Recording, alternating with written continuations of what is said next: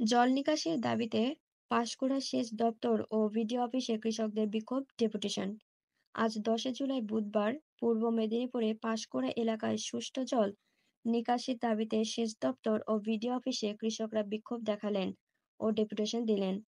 পাঁশকুড়া এলাকার মধ্যে দিয়ে বয়ে যাওয়া ওয়ান ম্যান খাল মজে যাওয়া ও NH 6 এর উপর ফ্লাইওভার এবং 6 লেনের রাস্তা তৈরির সময় নিকাশি লাইন বন্ধ হয়ে যাওয়ার প্রকৃতির কারণে নারান্দা, কনকপুর, মহৎপুর, জানাবার, শিমুলহাঙ্গা, আখুয়ার সহ বিস্তীর্ণ এলাকার জল নিকাশি অবরুদ্ধ হয়ে পড়েছে।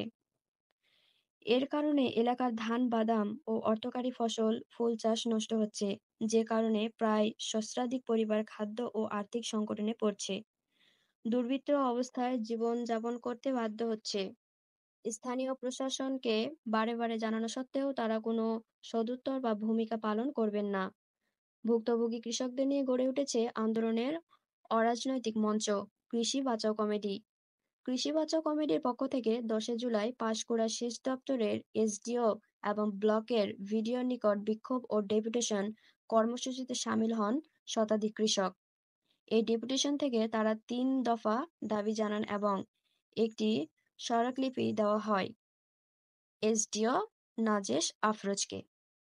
প্রতিনিধি দলে ছিলেন পূর্ব মেদিনীপুর জেলা বন্যা ভাঙন প্রতিরোধ কমিটির যোগ্য সম্পাদক নারায়ণ চন্দ্র নায়ক, নারান্দা মহৎপুর কৃষি বাঁচাও কমিটির সহসভাপতি গৌরহরি।